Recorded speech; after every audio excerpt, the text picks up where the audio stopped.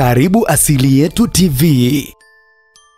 Ni chaneli bora kabisa inayokufaa kupata habari, burudani, kurusha matukio ya sherehe live. Pia tunatoa promo za wasanii pamoja na kutangaza biashara kwa bei nafuu sana. Kuwa wa kwanza kupata matukio mbalimbali kupitia Asili Yetu TV. Subscribe.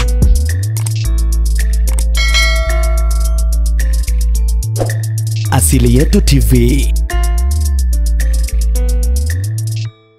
Mtazamaji wa Asili Yetu TV, karibu tena katika kipindi chako pendwa, kipindi kinachopendwa na wengi kutoka hapa Asili Yetu TV, na hii ni heka heka ya siku nyingine tena.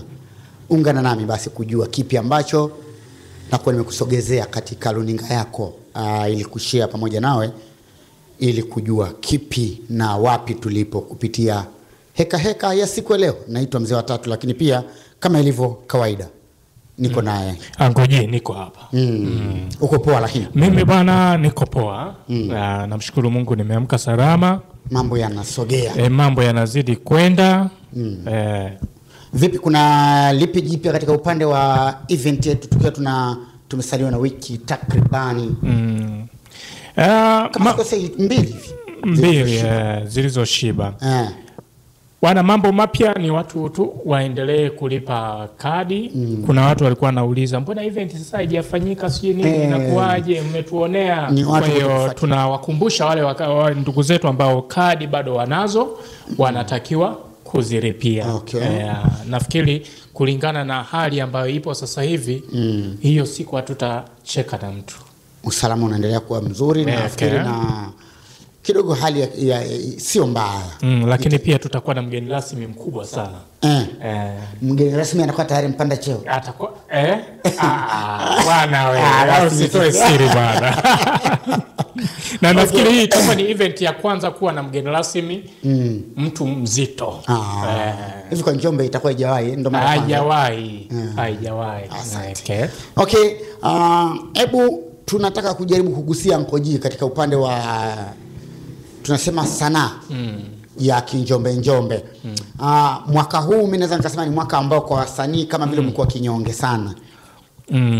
Afadhali mwaka jana tulienda vizuri, tulichangamshwa na event kidogo kutoka kwa Sharobaro wa Njombe. Haikuwa mbaya sana, mambo yalikuwa mazuri. Lakini tukapata tena event nyingine kutoka TD5, ilibeba wasanii vizuri. Mwaka huu kwa nini? Yani kama vile mji umepoa. Kwa sababu nikianza tangu Januari mpaka hivi sasa hivi na tuko mwishoni, tumesaliwa na mwezi mmoja. Tunaona event inayoimbwa ni kutoka Asili Yetu TV. Sioni dalili nyingine, lakini pia kuna vitu kama vilitokea. Kuna baadhi event kama ziliimbwa zikapotea, nyingine ikaimbwa ikapotea. Kwa nini mwaka umekuwa hivi? Hiyo bwana ni kubwa kuliko. Ilitikisa ile event ya movie ya milioni 3. Ndo event ambayo ilitikisa. Na kwa nini ilitikisa? Ni kwa sababu tarakimu za hesabu zilifanana na uzinduzi. Tunazungumzia kwamba filamu ya milioni 3 kwa maelezo ya kwake ilidai kwamba imetumiwa milioni 3, yani maandalizi yake, na mwisho wa siku ikaja kuzinduliwa na watu watatu. Anyway, walifika watu 30 ndio waliozindua nini movie, kitu ambacho haviendani. Na tukizingatia watu walioingia mle ndani ambao wanaweza kulikava kuirudisha ile milioni 3 na ikapatikana tena milioni 3 nyingine, hakuna. Mara baada hapo tukaja na utulivu, tukaja tena kwa ndugu yetu Bialoni, mambo kama mzimu wa ukatili. Ule mzimu ule. Sasa mzimu wa ukatili bwana ulikuja kwa njia tofauti. Wataalamu ambao tumeshiriki kwenye uchezaji wa filamu wanasema kwamba ukicheza filamu za kichawi ukacheza filamu za kimalaya lazima kuna chembe fulani hivi unakuwa umezichokoza, zinakuwa zinakunyemelea. Ndio maana ukifuatilia wachezaji wa filamu walio wengi waliocheza filamu labda kuwa mchungaji, unajikuta sasa hivi wameangukia kuwa wachungaji. Lakini tuliwahi kumuona Shumileta naye analalamika kwamba watu wanamuogopa hata wakati mwingine kumapproach kwa kidhani kwamba ni ni mchawi. Sasa tukija kwenye jinamizi la ukatili, kwa hiyo kile kitu alichokoza kwenye hengo ambayo, kwa hiyo unataka kuniambia kuna baadhi ya wadau wa kiburudani wanaogopa kufanya yani kufanya event au kumpromo, yani kupata show, kumpa nini, kwa sababu alivaa uhusika kama mkatili, ya jinamizi la ukatili. Inawezekana pia. Kwa hiyo watu wakivuta ile picha wanaona kama vile imekaa kikatili fulani. Lakini tukija kwenye ulimwengu wa kiroho, kwamba umeingia kwenye anga za watu, kuna agano umeligusa. Kuna agano umeligusa. Kwa hiyo inabidi, au ukatili wote unaotokea kuna mzizi wake. Sasa ukienda kugusa, anambia kwa hiyo nataka kutuaibisha, sasa subiri sisi tukushughulikie. Kwa hiyo inawezekana jinamizi la ukatili target yake ilikuwa ni nzuri, lakini jinamizi likamkatili yeye. Sasa lisije likakatili sana yetu Njombe moja. Mara baada hapo tumeona kimya kimekuwa kirefu. Kuna vitu viliimbwa au tulivisikia kwa chini baadaye vikapotea. Moja wapo kati ya matukio ambayo yalipotea, ilikuwa kuna tukio la uzinduzi wa filamu. Ilikuwa lifanyike tarehe 11 mwezi wa 10. Ilikuwa sikumbuki filamu ilikuwa inaitwaje, lakini walikuwa na Fumbo. Ambayo kiongozi wake alikuwa Ndoni. Ikawa kama vile watu walinunua wengine kadi, wengine walichukua tu kadi hawajalipia, wengine walilipia lakini hatujui mpaka sasa hivi. Wananzengu wanauliza. Kwa hiyo nafikiri uongozi wa ile timu, Wananzengu wanatuuliza, wanauliza kulikoni. Na unajua kikubwa zaidi taarifa. Wanasema kuahirisha jambo sio tatizo, ni vitu vya kawaida. Taarifa imekujaje? Kuna mtu jana ameniuliza, vipi tarehe fulani hivi, ile tarehe ile ambayo inasemwa nikamwambia mimi sijui chochote, mimi niko zangu Kenya. Kaambia sasa mbona umeenda na hela zetu za mchango? Kwa hiyo taarifa ni muhimu. Wakati mwingine unaweza kulaumu mashabiki, lakini unabomoa mwenyewe taarifa. Mara lakini wakati tunaimba uzinduzi wa filamu ya Fumbo, pia paliongozana na tukio lingine ambalo lilitendeka kwenye mitandao ya kijamii, ambayo lilihusisha tena wasanii wetu wa mkoa wa Njombe. Palikuwa pana vipengele vya kutafuta wimbo bora chaguo la mashabiki. Wimbo bora chaguo la mashabiki Kinjombe au Kinjombe kwa Njombe. Mwandaji wake alikuwa wa Kitatizi. Baba haishiwagi watu walipiga kura na kura zilipigiwa. Mimi ni msifu tu, nisiwe mnafiki. Mfumo aliotumia ulikuwa mfumo sahihi. Alafu ule mfumo ulinyanyua hata kwa wasanii wenyewe walipata moyo wa kujipigia promo, kwa sababu kila kilichokuwa kinafanyika kila mmoja anakiona kupitia kuna uwezekano wa kuboost robot. Hakuna. Una uhakika? Hata labda sijajua kwa wale wataalamu wa IT. Sababu anasema anayegundua mbinu ni binadamu na anayetengua tena mbinu ni binadamu. Kwa hiyo sijajua. Mara baada ya hapo mshindi alipatikana. Mshindi alikuwa Samboy. Na ule ushindi ulienda kumfungua kinywa mpaka mlezi wa msanaa ya Sunboy. Mheshimiwa Mwidis aliwahi kuongea tena mbele ya kamera za Asili Yetu TV. Akasema kwamba Asili Yetu TV alipongeza, tumechangia kumuonyesha kuibua kipa. Na akasema tena na sisi tukasema kuna tuzo ameipata. Na sisi siku ya pili tukataka umbea tusipite nao. Kwambia kwani yeye Samuel anasemaje? Unaona? Sasa baada hapo ile tuzo kama imeingia wapi? Inawezekana maandamano. Ilikuwa kabla. ilikuwa nafikiri zile kura zilipigwa mwezi wa 8. Mwezi wa 8. Tafsiri yake kwamba angalau mwezi wa 9 inawezekana tuzo iko China bado wanaidesign. Kitendo cha sasa hivi kusema kwamba unaandaa labda tuzo kwa ajili ya kutafuta wimbo bora chaguo la mashabiki au msanii bora chaguo la mashabiki, tafsiri yake ile tuzo tayari imeshaandaliwa au imeshadesigniwa. Na muandaaji umesema alikuwa Wakitati. Alikuwa Wakitati. Mimi nataka Wakitati zia anasemaje? Wakitati hebu tuluke naye tujaribu kufanya nini? Kumdodosa kwamba kulikoni, lakini pia hatujajua walitumia vigezo gani kupata wale wasanii au wasanii kuingiza nyimbo zao. Mkurugenzi si ndo atatuambia. Maana baba huwa haishiwi plan huyo mjini.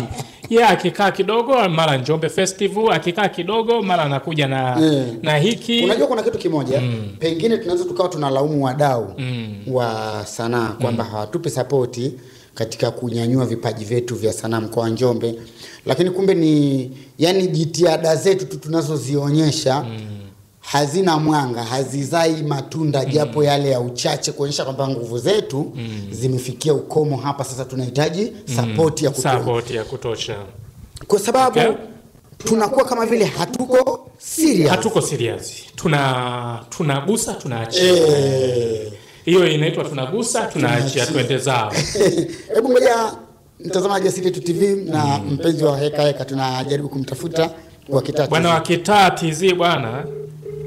Ili kama naona simu inaita atuambie, aweze kutuambia kwamba vipi ilikueje zile tuzo. Simu inaita, sijui kama atakuwa mpeleka watoto shule sasa hivi. Wakitati mwandaji wa tuzo. Lakini pia hajapokea simu. Nategemea pia tungipata na simu kutoka kwa Samboy ambaye alikuwa mshindi. Wimbo unaitwa Wololo. Wimbo sijausikia. Ni wimbo of course wimbo mzuri. Wimbo unaitwa Wololo na upo YouTube. Una takriban kama miezi 4 mpaka sasa hivi nafikiri. Lakini wataalamu wanakuambia mwenye kukupa lift sharti kukute njiani. Na anasema ni lazima uwe na mwelekeo ule anakoelekea. Bwana Wakitati hapokee simu. Wakitati hapokee. Sasa hivi ni brand kubwa. Na nimeongea naye mimi. Kwa hiyo haya mambo yakawa yameenda tofauti. Kwa hiyo nafikiri hichi kitu tumeona tu tupite nacho kwa sababu ni kitu ambacho kinaweka doa kwenye upande wa wasanii wetu. Na sio tu kuweka doa, kinakatisha tamaa. Amepokea. Wakitati. Pole, niko hospitali ya rufaa huko. Nimekuja kumuona jamaa wangu. Okay. Pole sana. Asante pole. Unasonda natoka. Basi utanishtua. Okay. Ameniambia yupo mazingira ya hospitali, ameenda kumuona mtu wake karibu, kwa hiyo atatoka. Kwa hiyo hivi vitu binafsi mimi kama vile vinaleta ukakasi, kwa sababu kama tunataka kuitoa sanaa yetu kwenye huu mchezo wa kombolela. Tunataka kuipeleka kwenye ngazi nyingine. Basi kama tunaamua kuandaa matukio ambayo yataitambulisha sanaa yetu, tuandae matukio. Tafsiri yako kwamba watu tunaoandaa haya matukio, cha kwanza sisi wenyewe kabla ya kupeleka kwa walaji, tunatakiwa sisi wenyewe tumaanishe. Na pia uwe na foundation au msingi ambao utakupa wewe lamani sehemu sahihi ya kupita ni ipi. Na mimi naamini huenda katika vitu ambavyo vinakwamisha matukio kama haya ni pamoja na pesa. Ndio nimemaanisha msingi. Lakini pesa hiyo watu huwa wanategemea zaidi kupata kwa wadau kuliko kutoa za kwao kwanza. Mimi nilikuwa naona nafasi nzuri ni ya wewe kwanza utoe pesa yako, wekeza. Yaani fanya kwa mwaka mmoja tu uone kwa gharama zako. Umia kwanza. Alafu mwaka unaofuata inakuwa ni rahisi sasa hata unapoenda kwa wadau. Unajua unakuwa na nini? Na tathmini iliyo hai. Hata ukienda approach kwa mdau unakuwa ni mwepesi wa kujibu maswali au kutoa mwongozo kwamba tunataka tufanye hivi na hivi na hivi. Mwaka jana tulifanya hivi, tukafanya hivi. Tulifanikiwa hapa, tukafeli hapa, kwa hiyo tunaomba msaada angalau mwaka huu tusogee kutoka kwenye hatua tuliyokuwa nayo msimu uliopita. Lakini unapoenda hauna lolote ambalo unaweza kumshirikisha mdau, alafu unataka aweke nguvu, inakuwa kidogo changamoto. Inakuwa ni changamoto sio. Na ndio maana kama sisi mwaka jana tulipata tabu kidogo kuandaa tamasha la usiku wa asili yetu, kwa sababu ilikuwa ni mara ya kwanza. Ni mara ya kwanza. Ndio maana uliona tulikuwa na mdhamini mmoja tu. Kwa hiyo lakini mwaka huu mambo yamekuwa mazuri. Ni mara baada ya watu kuona kwamba mwaka jana tulifanyaje, kwa hiyo pakawa na ushuhuda. Okay. Haya, sasa tumeona huko mzee mwenye tuzo zake bwana. Mwenye tuzo zake yuko zake busy kidogo. Mwenye tuzo yuko busy. Ameshindwa kutupa ushirikiano. Lakini wito wako sasa kwa wasanii? Wito wangu wa wasanii, kwanza mimi kama mdau wa sanaa katika mkoa wa Njombe, kwanza niwaambie wasikubali au wasiwe wanakurupuka kuingizwa kwenye yani mkenge. Bibi Chala leo nimeona kwenye chombo fulani cha habari kimemposti kwamba aliyewaingiza wasanii wenzie mkenge naye kala mkenge. Kwa hiyo yani sio kila kitu unachoambiwa kinachohusu sanaa basi uwe tayari kuingia haraka bila kujua kinakweje. Yani lengo ni kwamba yule anayekuambia, mtu anakuambia labda mimi nitakutoa tuzo ya wimbo bora chaguo la mashabiki. Kwanza akuhakikishie ile tuzo anaipataje, itakuwa ya gharama kiasi gani, anaipataje, na imeshaandaliwa na ule na mikakati ikoje, na kama kuna wadau wale wadau wako, yani pawe na vigezo. Ni afadhali ukawa mchangiaji, yani ikafika mahali waseme bana kila msanii anayetaka kuingia kwenye kile kinyang'anyiro atoe 50,000. Mbona tumiona kwenye zile ligi za vijiji, ligi siji za wilaya za nini, kwa kunakuwa na kiingilio mchango kila timu inayeshiriki itoe pale shilingi 100,000, tununue kama ni mbuzi, tununue na vinywaji na nini, mshindi atakabidhiwa mbuzi na vinywaji na nini na au jezi au nini. Yani huwa wanachanga wenyewe, wanaandaa kitu. Kwa hiyo mimi nilikuwa naomba kitu kimoja kwamba Njombe kuna wasanii wengi. Wangejitoa tu wasanii wenyewe, waseme kila msanii labda anatoa shilingi 50,000, si ndio? Kila tukipata 50,000 tunanunua tuzo zetu, labda tuzo ya shilingi 300,000. Tunajizawadia. Tukishanunua tuzo tunaingia kwenye competition. Mshindi anachukua ile tuzo. Hivi nani unafikiri atakata? Kama mimi nilikuwa. Kwanza ile kitu kitafanya hata hao wasanii watengeneze kazi bora, kwa sababu mtu anaamini, yani sawa na mtu ameweka hela yake kwenye kibubu alafu anakuja kuvunja meza. Kwa sababu unatoa shilingi 50,000 alafu ukiwa mshindi unachukua tuzo ya shilingi 300,000. Wewe una hasara gani? Sasa vipi kwa mtu ambaye atashindwa kuchukua tuzo na pesa alitoa? Ile ndio itamfanya yeye awe na chachu ya kutengeneza kazi bora zaidi, kwa sababu kura si wanapiga mashabiki na inapigwa kupitia mitandao ya kijamii. Kama vile ambaye tulishaonyeshwa Mwanga na ndugu yetu wa Kitati hizi. Kwa hiyo tafsiri yake ni kwamba wasanii labda wako 20. Kwa hiyo ukichukua 20 shilingi 50,000 mara 20 ni shilingi 500,000. Si ndio? Shilingi 500,000 unaweza ukaamua kwamba tuzo tuweke shilingi 300,000, alafu tuna nyimbo mara nyingi inakuwa ni audio wao wasanii wetu bado kwenye nguvu video inakuwa ni wachanga. Kwa hiyo wanasema tu mshindi wa kwanza anapewa tuzo shilingi 300,000, alafu anafanywa na video. Kwa hiyo project hapo inakuwa imeisha. Huo ndio wito wako. Yani ni wazo tu. Kwa hiyo ifike mahali tupeane mawazo kwa ajili ya kunyanyua hii sanaa, kuliko tunafika mahali tunatangaza kwenye mitandao ya kijamii tunaenda wapi kwamba kuna tuzo, tunapiga na kura, mashabiki wanahangaika wanapiga kura, mshindi anapatikana, matokeo yake hatuoni tuzo, hatuoni mshindi atoe ile shukrani, yani nakuwa imechia. Kesho tena mnakuja kuambia tena mashabiki wapige kura. Yeye inafika mahali hata mashabiki mnawatesa kwa sababu mnawachezesha akili ambazo hawaoni matunda yake. Hiyo kubwa kuliko hiyo bwana, hiyo naona imekuuma. Ulikuwa unasubiri tuzo ya bwana Samboy. Samboy. inawezekana tuzo ipo. Inawezekana ipo, imeandaliwa, imehifadhiwa sehemu salama kabisa. Lengo la kutangaza mshindi ni nini? Lengo la kutangaza, angekuwa hajatangazwa tungesema tunasubiria atangazwe afu akabidhiwe. Tafsiri ya kutangazwa ni kwamba tayari anatakiwa kabidhiwe. Mchakato umekamilika.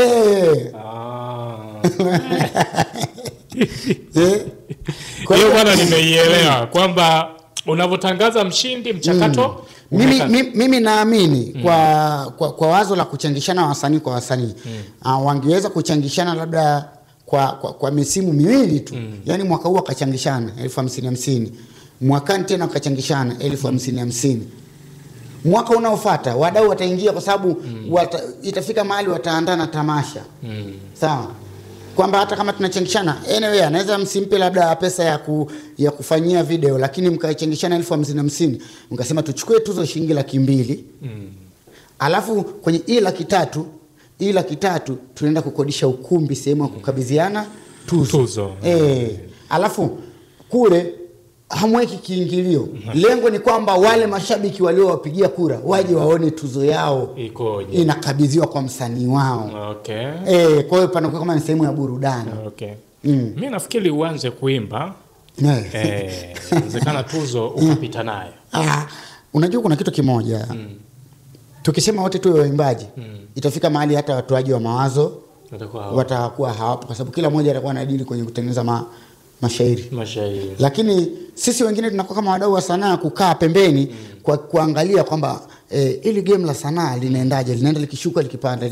Kwa sababu nimeliangalia sana game la Njombe, yani linaweza likapanda hata miaka 2 mfululizo. Alafu mara baada ya hapo likaja likashuka chini kabisa. Na linashuka ile. Kwa hiyo tumekuwa sanaa yetu imekuwa ina mwendo wa mlevi. Yani mlevi anaenda mbele hatua 2, alafu anarudi 5. Kwa hiyo nyumbani afiki anashangaa paka pombe inaisha, ndo anaanza safari ya kuondoka. Hayo ni maneno yako. Usinikubalishe na wasanii. Lakini natumaini wale wasanii watakuwa wameshaelewa ambao wana target nzuri ya nini, ya kutoka kisanaa. Sasa sanaa kama una target ya kutoka au ya kusikika na nini, inategemea sana nguvu yako. Kwa hiyo kwa sababu nguvu ya wasanii wetu asilimia kubwa kwa Njombe ni wadogo bado, na hali ya maisha bado si rafiki sana, basi umoja wao pia inaweza ikawa ni njia sahihi ya kutoka, yani kuliko akikaa. Lakini kumbuka kwamba wasanii wa Bongo Flava bwana, issue ya umoja walikataa.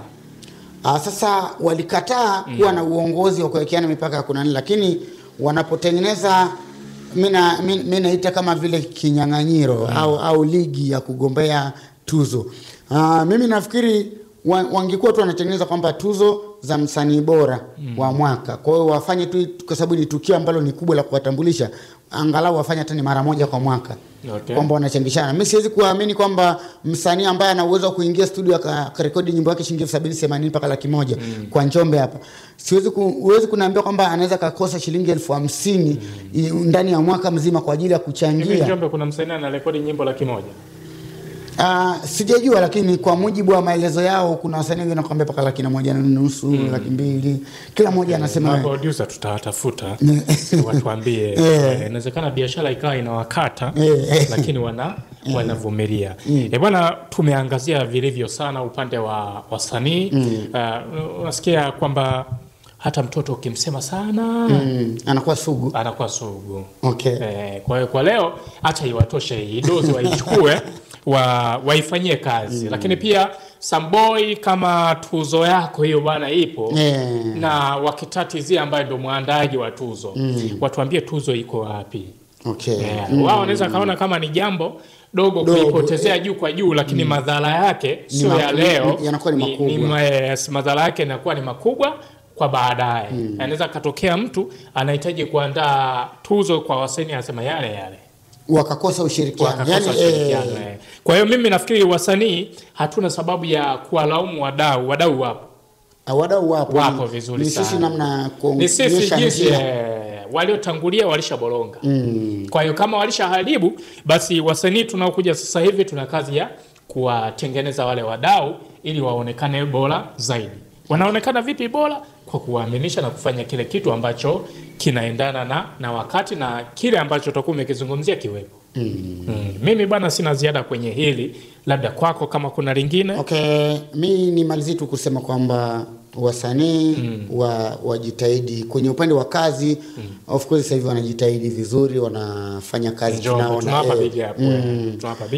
lakini kinachowaangusha ndo kama hivyo njia za kutangaza sanaa zao bado na wengine nimeona wakisha rekodi nyimbo wanatuma kwenye magrupu.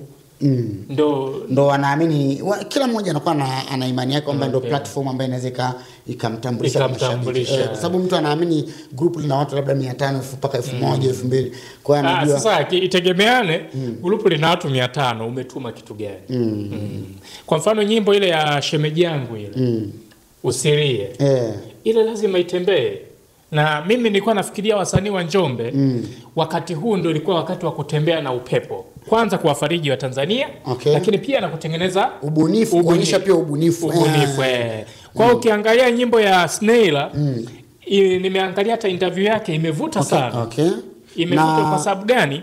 Ujumbe aliokuwa ameuweka. Kwa hiyo ni jambo zuri, na kingine ambacho tulikuwa tunazungumzia katika upande wa ubunifu ndo pamoja na hicho kitu kwamba ubunifu ni kuangalia alama za nyakati kwamba watu wakoje, kipi ambacho kina kwa sababu nyimbo ya Snaila ina siku moja tangu imepanda mpaka sasa hivi ina viewers 90.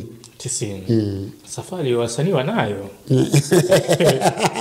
Okay, yani tayari imekamilisha masaa 24 na ina 90. Ina viewers 90 mpaka sasa hivi. Taratibu. Kwa hiyo ni kitu ambacho inabidi yani sijui tupeane support sisi kwa sababu hatutaki kuwa wabunifu na hatutaki kutembea na alama zinasemaje. Mimi nafikiri tu niwashukuru kwa wote ambao walikuwa pamoja nasi kupitia heka siku ya leo. Ilikuwa tunajaribu kuangazia ukuaji na changamoto ya sanaa ya Bongo Flava hususan katika mkoa wetu wa Njombe, ambapo tumiona mwaka huu kama vile sanaa imepoa, imedondoka tunasema, tofauti na mwaka juzi na mwaka jana kidogo sanaa ilionyesha mwanga. Kwa hiyo kwa hayo tuliyosema ni muda wa wasanii kufanya tafakari zao ili kujionea wenyewe ni jinsi gani waweke sawa kuhakikisha kwamba sanaa inasogea mbele na sio kupanda na kushuka kama ilivyokuwa ada. Shukrani kwa Ombolo Wine, bila kuwasahau Wellers Production, lakini pia kuna Urban Shevu na Mama Mngoni Mgahawa.